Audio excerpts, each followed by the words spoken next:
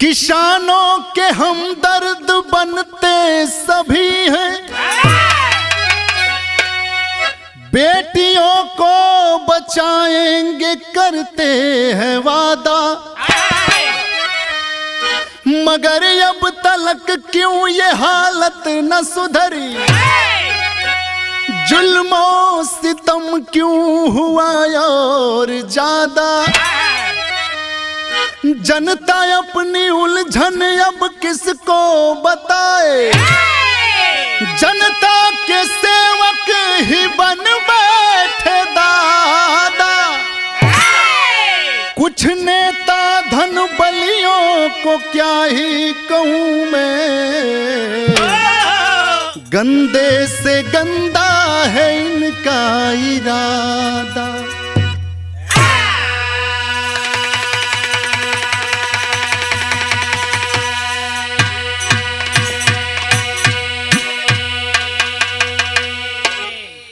बिरहा के सम्मानित श्रोता बंधुओं, आज मैं गायक व लेखक कलाकार आलोक नंदन अपनी पूरी टीम को लेकर महमूदपुर उड़ियार गाजीपुर की सरजमी से आप सबके बीच में एक बिरहा लेकर उपस्थित हूं, जो आज पूरे देश में चर्चा का विषय बना है। दुख का बादल फटा है, सीने में आक्रोश है, जनता में गुस्सा है। उत्तराखंड की होनहार बेटी अंकिता भंडारी का मर्डर केस जो आपके सामने चल रहा है, न्यूज में, पेपर में, पत्रिकाओं में आप देख रहे होंगे। लेकिन एक समाज ऐसा भी है भारत देश में जहां तक न्यूज पेपर, मीडिया, मोबाइल अभी नहीं उपस्थित है। आम जनमानस जो कम पढ़ा लिखा है, उस जनमानस को जागृत करने के लिए यह बिरहा मैंने लिखा और आपके बीच रखने का प्रयास किया।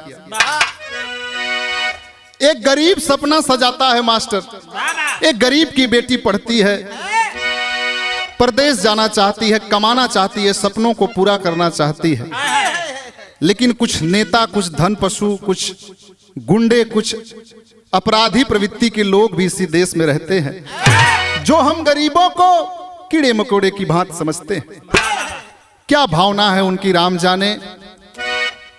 कवि ने जितना सोचा है, जितना अनुमान लगाया है, लिखने का प्रयास किया है। दुल्हन कव्वाली के टुकड़ा लगल कैसे।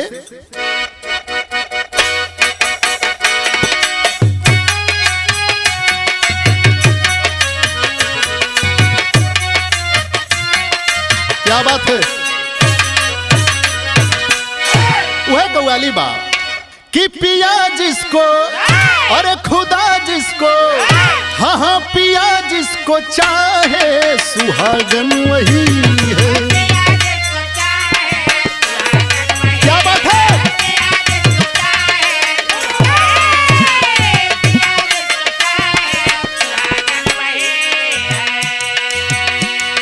पिया जिसको चाहे, सुहागन वही है।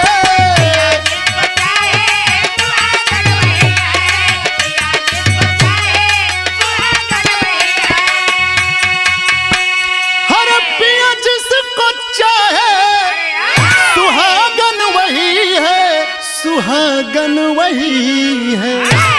जले जो, हाँ हाँ जले जो बिरह में, अभागन वही है।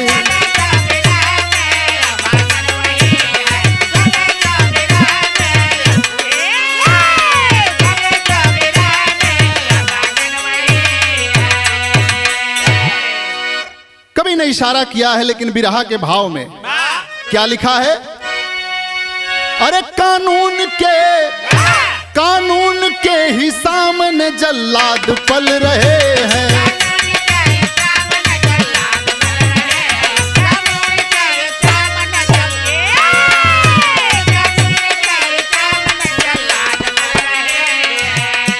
कानून के ही सामने जल्लाद पल रहे हैं।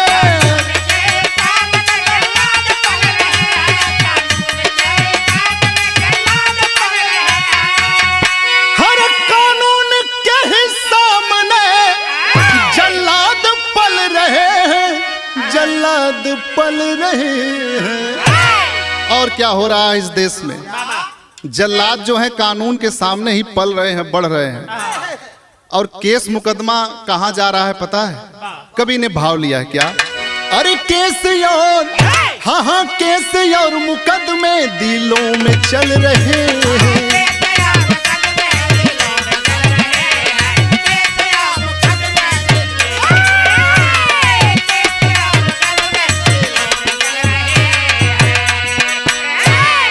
कानून के ही सामने जल्लाद पल रहे हैं, केस और मुकदमे दिलों में चल रहे हैं। गरीब अपना मुकदमा लिखाने ही नहीं जाता है, साथ दिल में दर्द लेके घूम रहा है। कैसे कहल जा कौने दरोगा जिसे FIR करल जा? कुल मुकदमा कुल केस कोर्ट अदालत ही दिल में दफन, इसलिए लिखना पड़ा कि केस और मुकदमे दिलों में चल रहे हैं। कहानी की शुरुआत भइल नजम के भाव में। कैसे?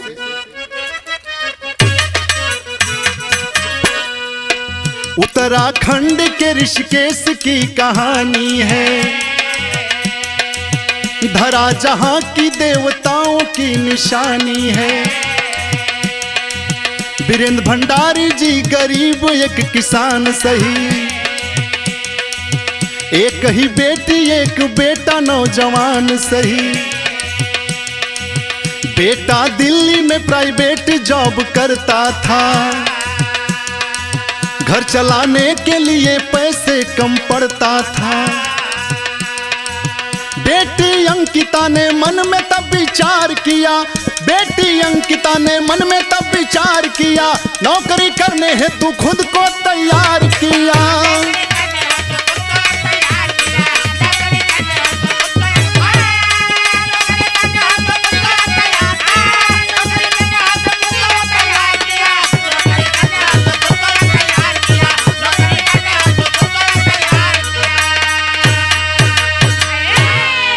विधा सुनने वाले सम्मानित श्रोता बंधुओं, कहानी के समझ लिया भैया। उत्तराखंड प्रांत देहरादून जहां के राजधानी बा, ऋषिकेश की धरती पे पावन धराधाम पे जहां देवताओं की धरती बताई जाती है, उसी धराधाम पे एक गरीब किसान वीरेंद्र भंडारी नाम बताया गया अपनी छोटी सी कुटिया में, छोटी सी बगिया में बच्चों को पढ़ाई लिखाई शिक्षा दीक्षा सब दे रहे हैं। बड़ा किए हैं, किसी तरह पढ़ाकर बेटा दिल्ली में एक प्राइवेट नौकरी कर रहा है और बेटी अभी हाल ही में इंटर पास की है। बताया जा रहा है कि होनहार बेटी है, 88% मार्क्स से इंटर जो है पास की है। सपना है कि कुछ बड़ी पढ़ाई करूंगी, लेकिन बारे गरीबी बारे मजबूरी, मजबूर है। सहेलियों से बात कर रही है, दोस्तों से बात कर रही है कि सोच रही हूं कहीं कोई नौकरी पकड़ लूं क्या। पैसे कम पड़ जाते हैं जरूरतों के हिसाब से। पिता सीधे सीधे इंसान है, बेटी को कहते हैं कि ठीक है बेटी, अगर तुम कर सकती हो, पढ़ी लिखी हो, जितना मुझसे हो पाया मैंने पढ़ाया है, क्यों ना आज देश आगे जा रहा है।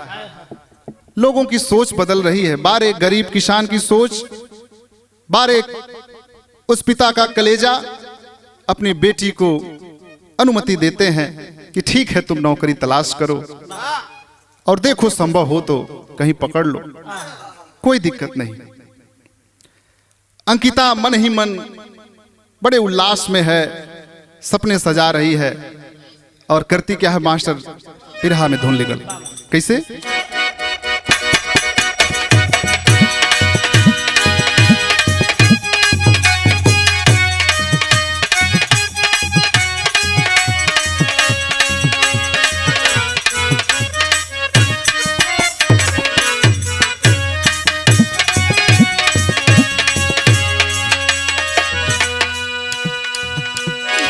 गवैया बड़े ही जोर शोर से गीत के गावत हुए। कैसे? सब के हुसूत जाई हो खते अनारे यही हो,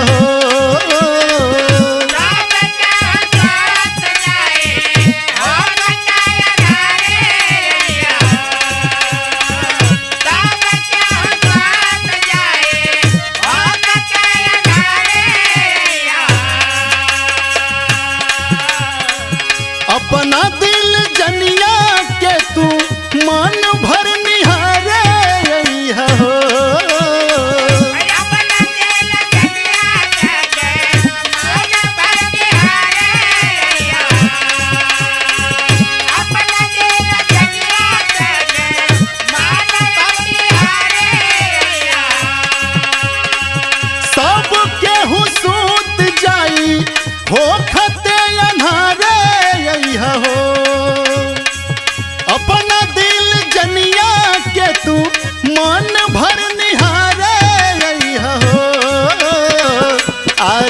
अइहा पारे अइहा नदिया किनारे अइहा हो जाना।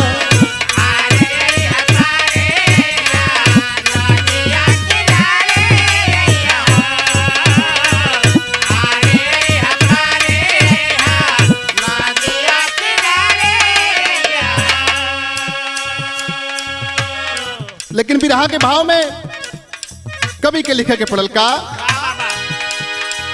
वो अंकिता कमाने जा रही है तो वहां का दृश्य क्या है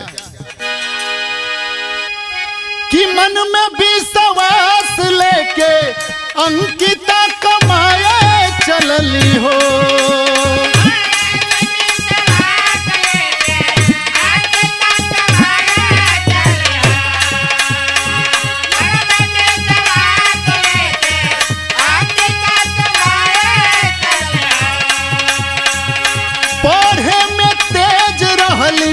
हिम्मत जुटाए चलली हो।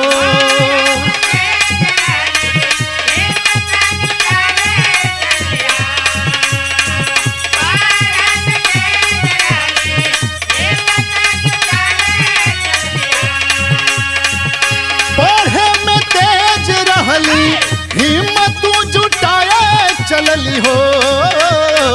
बाबू के सहारा बनब माई के ख्वाब पूरा करब सपना सजाए चलली हो।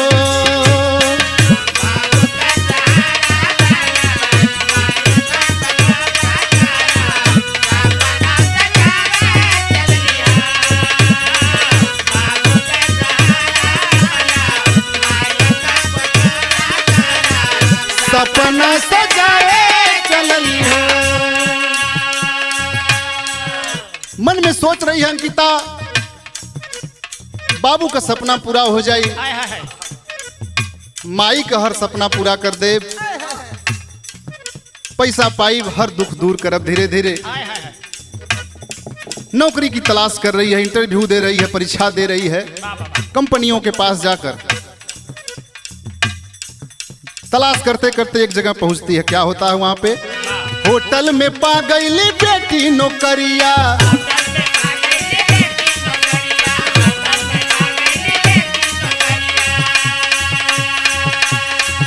अरे होटल में पा गईली बेटी नौकरिया।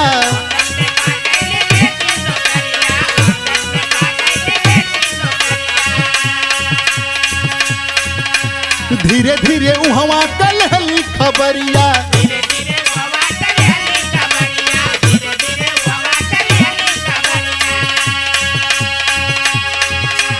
एक होटल में नौकरी पा जाती है, 10,000 रुपए पर रहना खाना मुफ्त में। 10 दिन 15 दिन वहां नौकरी करती है, देखती है वहां की गतिविधियां। ऋषिकेश में एक वनांतरा रिजॉर्ट जिसको कहते हैं, जहां पे लोग आते हैं, खाना पीना रहना सोना घूमना सब उसी बाउंड्री के अंदर होता है। वीआईपी लग्जरी व्यवस्था होती है। रिजॉर्ट ओके बोलल जाला, कॉमन भाषा में कहीं तो एक प्रकार से होटल कह सकत हुआ आप लोग। नौकरी पा जाती है, वहीं पे 10 दिन नौकरी करती है। आने जाने वाले वहां के जो अतिथि रहते हैं उस होटल मालिक के सगी संबंधी भाई मीत संगी ग्राहक सभी वहां आते जाते हैं। इसको मन में शंका होती है कि यहां लग रहा है कुछ गलत होता है। सोच रही है मन में, क्या सोच रही है,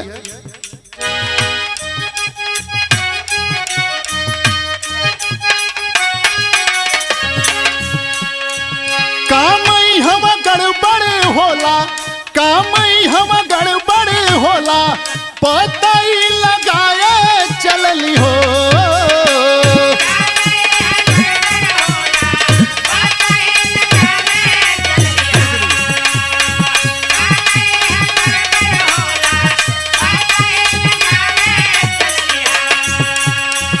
कामई हम गड़बड़ होला, पता ही लगाए चलली हो।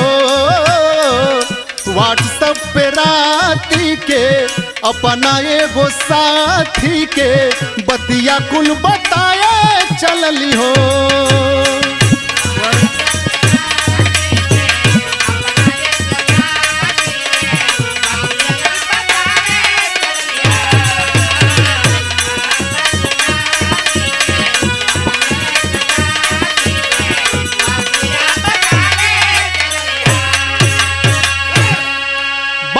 लीजिएगा बिरहा के सम्मानित श्रोता बंधुओं, नौकरी करती है, 10-15 दिन बीतता है, देख रही है कि यहाँ कुछ तो गड़बड़ है।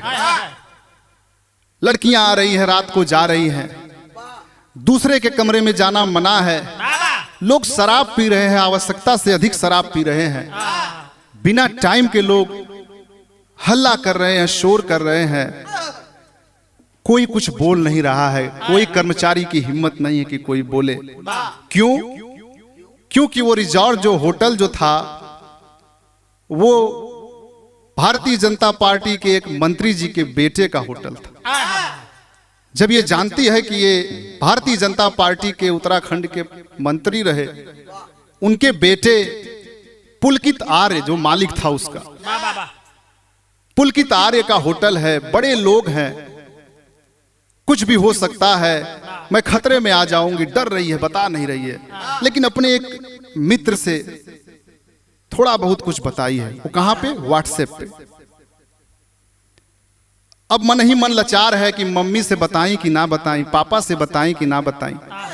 घरे अगर बता दे, पापा कहीं है कि छोड़ के चल आवा, फिर नौकरी चल जाई, 15-20 दिन कैले बाड़ी, पैसा ना मिली, सपना कुल हमारे ही जो चूर हो जाई। समझ नहीं पा रही है, फैसला नहीं कर पा रही है, कम उम्र है, 19 साल की मात्र बच्ची, फैसला नहीं कर पा रही है। दोस्त भी सलाह दे रहा है, घबराओ मत, हिम्मत बढ़ा रहा है, जैसा कि उसका मैसेज बाहर आया है मीडिया में, घबराओ मत, धैर्य रखो, आहिस्ता बात करो, मैटर को दबाओ। बेचारी अपने करने भर प्रयास कर रही है, लेकिन रात का सोना हराम हो गया है। क्यों? क्योंकि नशे में, अपने मैसेज में बताई है कि नशे में लोग मेरा हाथ पकड़ लेते हैं, जबरदस्ती गले से लगाना चाहते हैं। मैं कितना समझाऊं, क्या बहाना करूं, कहां छुप जाऊं? मालिक हैं, दरवाजा खुलवाते हैं तो खोलना पड़ता है, बुलाते हैं तो बाहर आना पड़ता है। आखिर नौकरी कर रही हूं उनकी। हाय रे लाचारी, वो छोटी बिटिया किस कदर लाचार है। कवि जी तेरी में कहत हूं मास्टर, कैसे?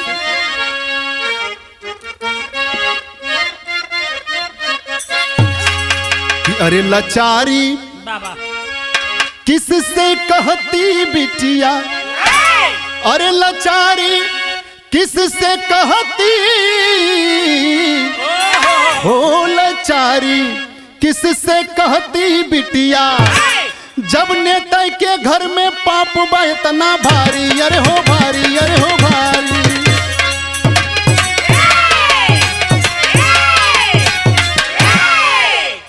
लाचारी किससे कहती बिटिया, जब नेता के घर में पाप बा इतना भारी, तो लाचारी किससे कहती बिटिया।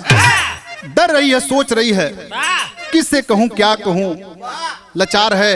और इसी क्रम में आगे एक छोटी सी घटना और घटती है। क्या घटती है कि एक दिन सुबह सुबह जब अंकिता थी काम पे, एक शख्स आया, बोला बात है जरूरी, सभ्य समाज से महाजन एक आया है, 10,000 ले लो, उसकी इच्छा कर दो पूरी।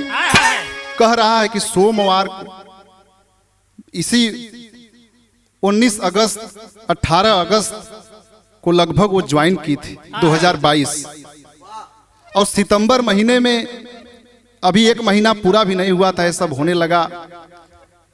कह रहा है कि आने वाले सोमवार को एक मेरा सभ्य महाजन गेस्ट आ रहा है, 10,000 रुपए दूंगा, उसकी इच्छा पूरी कर दो, स्पेशल सर्विस दे दो, विशेष सेवा दे दो। अंकिता झल्ला रही है मन ही मन में कि कैसी बातें कर रहा है। तो सभ्य समाज से महाजन एक आया है, 10,000 ले लो, उसकी इच्छा कर दो पूरी। बात सुन के अंकिता जो बोली है तिखार के, तो घुमा दिया है, बात बात रह गई अधूरी। अंकिता जब तिखार के गुस्से में हो गई कि कैसी बातें कर रहे हो, क्या समझे हो तुम मुझे, तो बात को घुमा देता है। अरे नहीं नहीं, मैं तुमको नहीं कह रहा था, मैं कह रहा था कि कोई तुम्हारी सहेली हो, कोई तुम्हारी जानकारी में ऐसी लड़की हो, उसको ले आओ, पैसे मिलेंगे। अब उसका दुख और बढ़ गया। पहले से ही उसके कोई हाथ पकड़ लेता था, कोई दारू के नशे के में धुत होकर गले लग जाता था जबरदस्ती, इतना कुछ झेल चुकी थी वो बेटी। अब ये एक और घटना हो गई कि सामने से उस शख्स का नाम बताया गया, अंकित गुप्ता, जो उस होटल का मैनेजर था। पुलकित आर्य जो मालिक था उसका ये मैनेजर था अंकित गुप्ता, उसका दोस्त भी था। वही आके ऐसी बात करता है। समझ में नहीं आ रहा है, नीचे से जमीन मानो जैसे हिलने लगी कि क्या हो रहा है। मेरे ही राज्य में, मेरे ही देश में, मेरे ही क्षेत्र में मैं नौकरी करने आई हूं और मेरे साथ क्या सलूक हो रहा है। ऐसा भी होता है हमारे देश में? कहां है अदालत, कहां है कानून के रखवाले, कहां है पुलिस समाज के लोग? सवाल खड़ा हो जाता है उसके मन में। ढेर सारे सवाल ली है, असमंजस में की स्थिति में है। उस लड़की से दोनों मालिक और मैनेजर जब दबाव बना रहे हैं तो एक बहादुर बेटी, एक किसान की बेटी, एक गरीब की बेटी क्या कहती है मास्टर पहपट में लिखा पढ़ कैसे?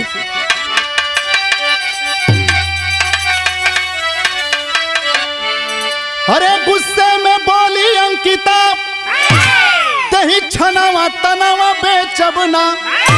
अरे गुस्से में बोली अंकिता, तही छनावा तनावा बेचबना। अब भले ही हमारे ले ले तू जनवा तनावा बेचबना।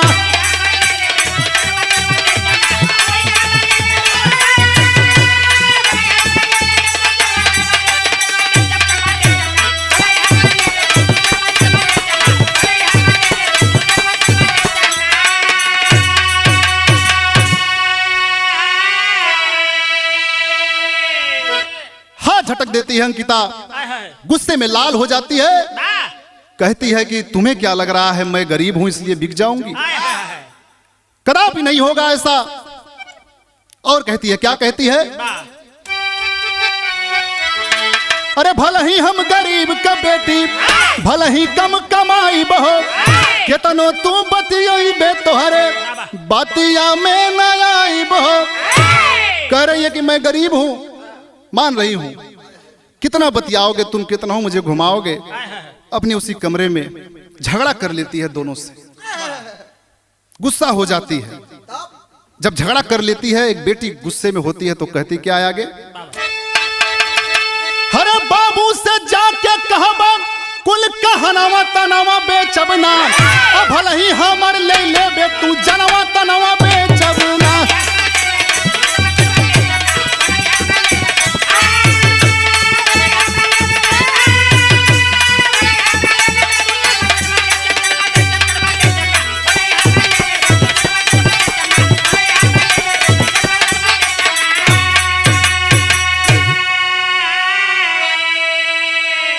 बात को समझिएगा साथियों, इतनी बात जब अंकिता कह देती है कि बाबू से जाके कहबे कुल कहनवा तनवा बेचबना, भले ही हमार ले लेबे तू जनवा तनवा बेचबना, दोनों का दिमाग हिल जाता है। अरे इतने दिनों से हम रिजॉर्ट चला रहे हैं, इतनी लड़कियां आई गई, कोई लड़की इतनी हिम्मत नहीं कर पाई। कैसी लड़की है? पढ़ी लिखी थी बाबूजी, बताया जाता है, बताया जैसा कि कवि ने 88% मार्क से इंटर पास की हुई थी। बड़ा तैयारी करके बड़ा डॉक्टर इंजीनियर बनने का सपना था, लेकिन मजबूरी में नौकरी कर रही थी। दोनों 24 घंटे 48 घंटे सोचते हैं, दबाव पे दबाव बनाते हैं, बहुत सारे ऑफर देते हैं, लेकिन वो लड़की अपने इरादे को नहीं बदलती है। बाबूजी, ये सब अंदर ही चल रहा है, किसी को पता नहीं है, न होटल के कर्मचारियों को, न वहां के लोगों को, न घर वालों को। सिर्फ एक दोस्त को मैसेज वही जो डाली थी रात में। ये सब चल रहा है, 4 लोगों 5 लोगों के बीच की कहानी। अचानक से पुलकित आर्य, अंकित गुप्ता और सौरभ भास्कर एक नाम आया। तीनों मिलकर योजना बनाते हैं और करते क्या है? अरे होटल से लड़की गायब करके योजना लिए बनाई हो, गुमशुदगी की रिपोर्ट जाके चौकी पे दिए लिखाई हो। तब व्याकुल भइले बाबू का नया नवा तनवा बेचबना। जब घर पे खबर जाती है कि तुहार लड़की हेरा गई हो, 2 दिन से होटल में ना हो, रिपोर्ट चौकी पे जाके लिखवा देते हैं। चौकी से घर पे फोन जाता है कि आपकी बेटी गुमशुदा में लिखाई गई है। इतनी बात जब घर वाले सुनते हैं बाबूजी, मानो जैसे भगवान ने तो कुछ दिया ही नहीं, जो दिया था वो भी छीनने का प्रयास कर रहे। कलेजा फटने लगता है बाबू का, डरने लगते हैं, अवाक हो जाते हैं। करते क्या है? हरे व्याकुल भैला बाबू का नया नवा तनावा बेचबना, खोजे अपने गुड़िया के कोनावा कोनावा तनावा बेचबना। अपनी गुड़िया को कोने कोने खोजने लगते हैं बाबूजी। जेकर होनहार नौजवान हिम्मती लड़की भैया खो जाए, बहिन जेकर खोजा हम हो आप होखा बाबूजी, केहू हो दुनिया में अपने पर जब परल तो समझ में आवल। जेकर होनहार बेटी खो जाई, सूचना मिली कि हेरा गेले, बतावा कहाँ न खोजी, पागल हो जाई। पागलों की तरह अपनी गुड़िया को खोज रहे हैं। एक दिन बीता, 2 दिन बीता, 3 दिन बीता, 4 दिन, 5 दिन बीत गया साथी, अभी कुछ खबर नहीं लगी और न वो दोनों बता रहे हैं कुछ। पुलिस कार्रवाई करती है, जाती है रिजॉर्ट में, छापा मारती है, पूछती है कर्मचारियों से। कर्मचारी बताते हैं, थोड़ा बहुत शंका होती है पुलिस को कि ये दोनों शराबी मवाली हैं, यही कुछ किए होंगे। जब धमकाती है, मारने का आदेश देती है, पुलिस अपना हथकंडा अपनाती है और कहती है कि चलो बता दो, हम लोग हैं ना। पुलिस को अपना समझकर, मामले को देखते हुए कवि ने अनुमान लगाया कि पुलिस को अपना समझकर ये सब पुलिस को बताते हैं कि कुछ नहीं होगा हम लोगों को, पुलिस तो हमारी ही है। लेकिन पुलिस अपना काम अपने तरीके से करती है। बताते हैं कि नहर में वो गिर गई थी, झगड़ा की और नहर में गिर गई। हम लोगों ने धक्का दिया, वो नहर में चली गई। उसके बाद वो निकल के कहाँ गई मुझे नहीं पता। नहर का पानी बंद कराया जाता है। ऋषिकेश की चीला नहर बताया गया। चीला नहर में SDRF टीम जाती है, जो स्पेशल टीम है। पानी में, नहर में, नदियों में, तालाबों में जो खोई हुई चीजों को निकालती है। जल विभाग में जो काम करती है, बाढ़ विभाग के लोग जाते हैं। स्पेशल आपदा में जो काम करते हैं भाई, वो जाते हैं। उसकी डेड बॉडी मिलती है साथियों। बाप घर पे है, भाई घर पे है, खोज के थक गए हैं। घर पे फोन जाता है, एक डेड बॉडी मिली है, आके पहचान कर लीजिए। 5 दिन हो गया है, पहचान नहीं पा रहे हैं, आके पहचान कर लीजिए, क्या ये आपकी बेटी तो नहीं? तो होता क्या है, आगे कहे के पड़ा। अरे 5 रोज के बाद नहर में पुलिस एक लाश है पाई हो, जाके पजरे से डेड बॉडी चिन्हल बाबू भाई हो। जाके पास से बाबू भाई दोनों देखते हैं उस डेड बॉडी को, और जैसे ही बाबू जी चेहरा साफ करते हैं मिट्टी से, तो होता क्या है, हरे तक गम का जैसे टूटल पाया सा मनावा तनावा बेचबना, अब फाटे छाती तड़पे अंदर मनावा तनावा बेचबना। मानो जैसे गम का आसमान टूट पड़ा बाबूजी, कलेजा फाट गया, मन अंदर ही तड़प रहा है। हाय, फिर से ये जिंदा कैसे क्यों नहीं हो जा रही, कैसे ऐसा हो गया, कुछ पता नहीं है ना। सामने अगर आदमी चला जाता है दुनिया छोड़ के, तो कम से कम बर्दाश्त होता है कि भैया पूरा प्रयास के लीजिए बचावे के, ना बचा पौली, बाहर राम तेरी मर्जी। उस बिटिया को देख के पागल हो जाते हैं दोनों बाप और भाई। पुलिस तुरंत एक्शन लेती है साथियों, डेड बॉडी को कब्जे में लेती है, पोस्टमार्टम के लिए भेज देती है। धीरे धीरे लोग जानने लगते हैं, घर पे खबर जाती है, मोहल्ले में खबर जाती है, रिजॉर्ट के अगल बगल खबर जाती है। भाई जहां नौकरी करता था दिल्ली में, वहां खबर जाती है। दोस्त उसका जो था पुष्पदीप नाम बताया गया, पुष्पदीप जम्मू कश्मीर में नौकरी करता था, वहां खबर फैल गई अगल बगल। उसके गम की लहर दौड़ पड़ी देश के कोने कोने में। जनता में आक्रोश हो गया, जनता चिल्लाने लगी कि पुलिस कुछ हेर फेर करेगी। सुनने में ऐसा आया कि पुलिस उन्हीं दोनों के तरफ से काम करना चाह रही थी। यह अनुमान लगाया लोगों ने कि पुलिस अपने हिसाब से काम करना चाह रही थी। पोस्टमार्टम रिपोर्ट बाहर चाहिए, जनता के बीच में रिलीज की जाए, इसकी मांग उठने लगी। लोग धरना प्रदर्शन करने लगे, सड़क पे आ गए, रिजॉर्ट में आग लगा दिए। पुलकित को, सौरभ भास्कर को और अंकित गुप्ता को हिरासत में ले लिया गया। अदालत में जाते समय, थाने में जाते समय गाड़ी तोड़कर, शीशा तोड़कर पब्लिक ने उन पर जानलेवा हमला किया। वहां की विधायक रेणु बिष्ट जी की गाड़ियां फोड़ दी जनता ने। सुनने में अब तक बिरहा गाने तक जो समाचार मिला है, तमाम आक्रोश जनता में होने लगा। समझ नहीं पा रहे हैं पुलकित और सौरभ भास्कर और अंकित गुप्ता कि ये क्या हो रहा है हमारे साथ। बड़ी आसानी से मार तो दिए थे, लेकिन बारे राम तेरी मर्जी, जनता का खौफ देखकर मानो जैसे जिंदगी की भीख मांग रहे हैं। लेकिन भारतीय जनता पार्टी के जो मंत्री जी हैं, जो उस पुलकित आर्य के पिताजी हैं, तुरंत इस्तीफा देते हैं पार्टी से स्वयं और बयान देते हैं कि मुझे मेरे बेटे से कोई मतलब नहीं है, वो बहुत दिनों से अलग रहता है। अब सवाल ये खड़ा है अभी तक कि क्या योजना थी पुलकित की, अंकित की, भास्कर की, और क्या योजना है उनके पिताजी की, क्या योजना है पुलिस की। जनता यही नहीं समझ पा रही है, बड़ा असमंजस है। इसीलिए ज्यादा आक्रोश और जनता में हो रहा है। पूरी कहानी अभी किसी को बिरहा गाने तक पूरी कहानी नहीं पता है, लेकिन आगे क्या हुआ आल्हा में कवि के लेखक पड़ल मास्टर।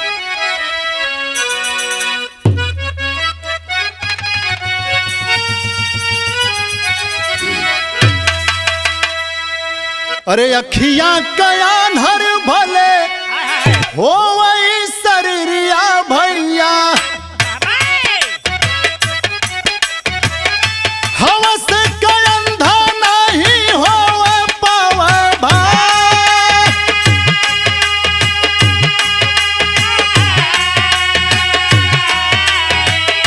पुलिस प्रशासन भी बात के दबावल चहलस, जनता में गुस्सा का अगिया लागल बा।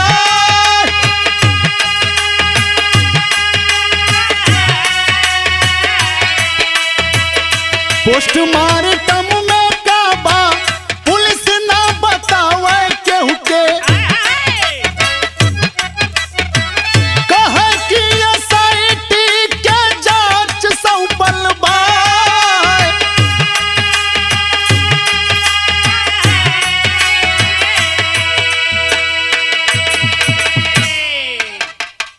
पुलिस बता रही है कि एसआईटी को जांच सौंप दी गई है, आप लोग शोर शराबा न करें। डीएम, एसडीएम, पुलिस दरोगा सभी लोग वहां लग गए, जनता को काबू किया। पोस्टमार्टम की रिपोर्ट नहीं दिखा रही है, लेकिन जनता भी सवाल कर रही है, लोग सवाल कर रहे हैं, गरीब सवाल कर रहे हैं। इस भारत देश के अब तक के सिस्टम को देखते हुए सवाल खड़ा हो रहा है जनता में। कवि के मन में भी सवाल हुआ। कवि ने 2 लाइन और लिखा, क्या? शासन प्रशासन अपने तालमेल से चले भैया, न्याय कितना मिली का उम्मीद कइल जाए।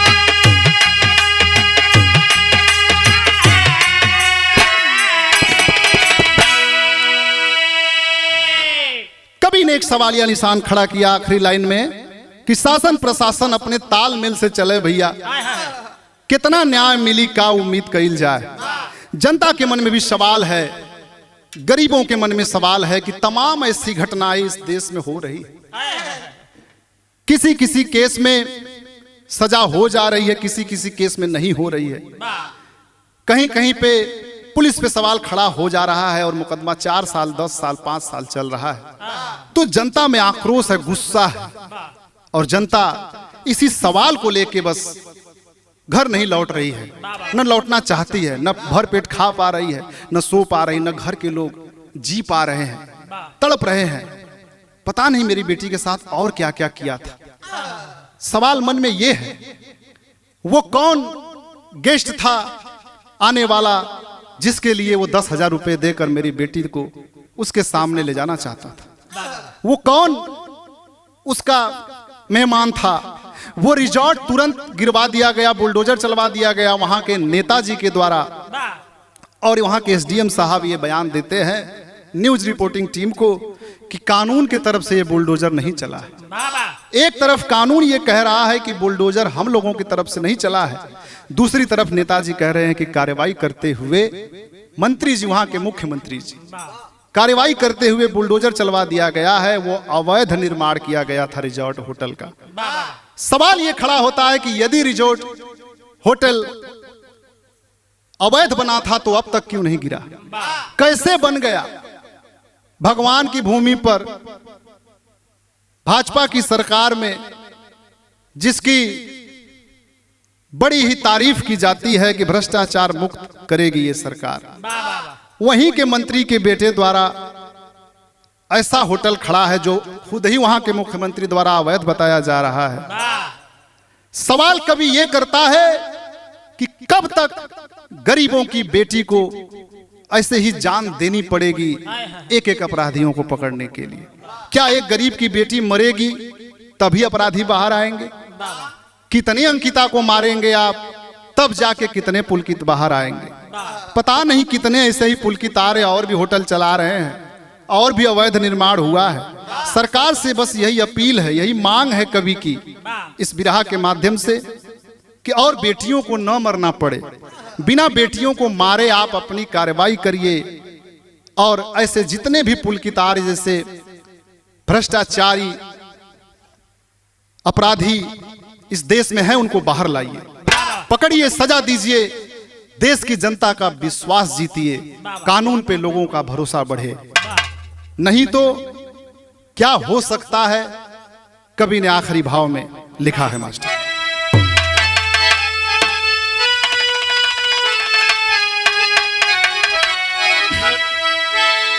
अरे अगर देर से कोर्ट का अरे फरमान आएगा। ये छोटा कवि, बड़ा ही युवा कवि है बिरहा का, उसने लिखा है। क्या लिखा है? हर की अगर देर से कोर्ट का हर फरमान आएगा तो जनता निकल पड़ेगी घर से, एक तूफान आएगा।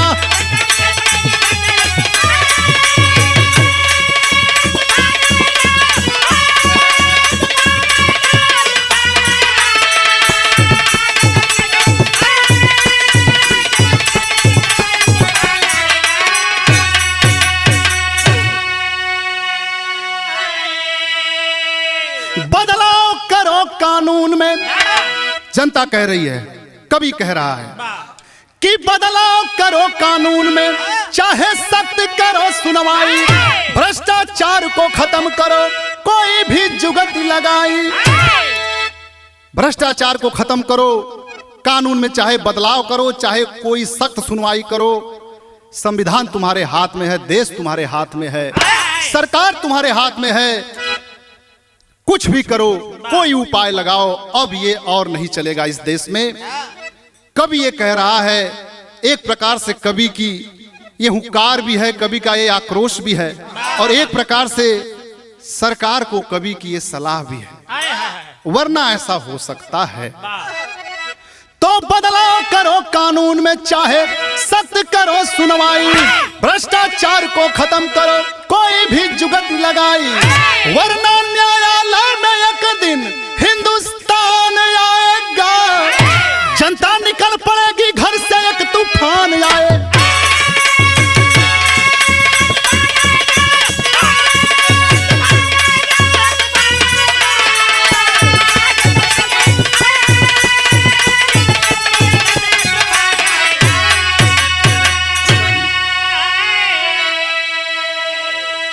कवि कह रहा है, बदलाव करो कानून में, चाहे सख्त करो सुनवाई, भ्रष्टाचार को खत्म करो, कोई भी जुगत लगाई, वरना न्यायालय में एक दिन हिंदुस्तान आएगा, जनता निकल पड़ेगी घर से, एक तूफान आएगा।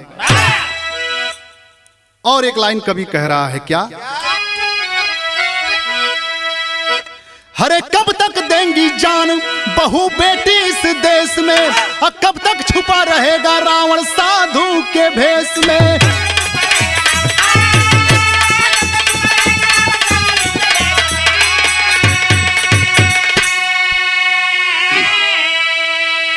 हरे तो बच्चा बच्चा एक दिन बन के हरे हनुमान आएगा।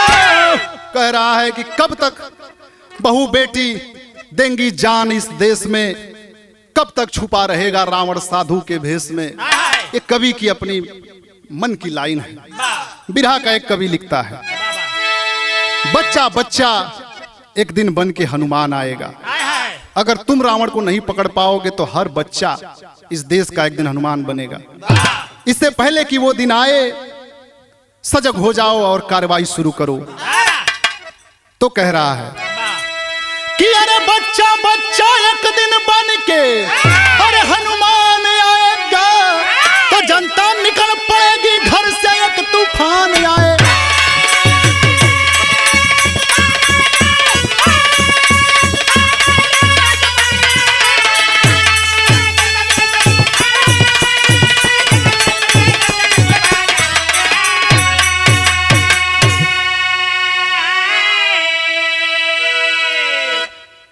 उत्तराखंड की होनहार बेटी को, बहादुर बेटी को, अंकिता भंडारी को और उनके परिवार को समस्त ये लोकगीत बिरहा की टीम की तरफ से सच्ची श्रद्धांजलि देते हुए, परिवार को हिम्मत देते हुए हम साथी कलाकार आलोक नंदन व टीम ये उम्मीद करती है कि जल्दी से जल्दी सरकार उन अपराधियों को सजा दे, उचित सजा दे।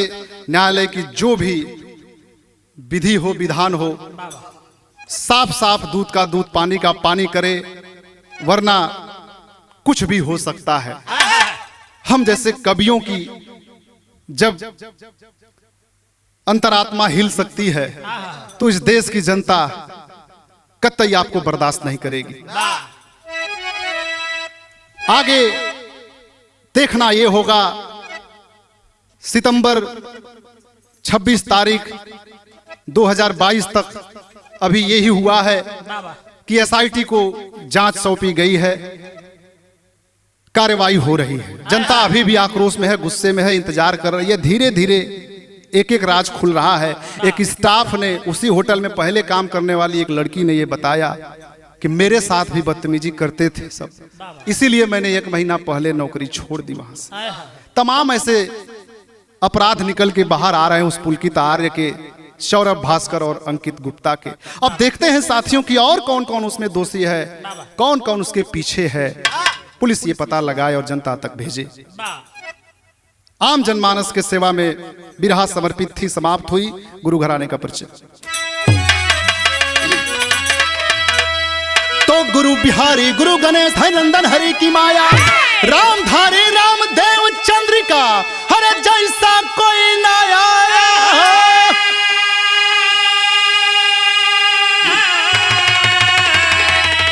लाचारी किससे कहती बिटिया, अरे लाचारी किससे कहती बिटिया, मन्नू आलोक नंदन बिरहा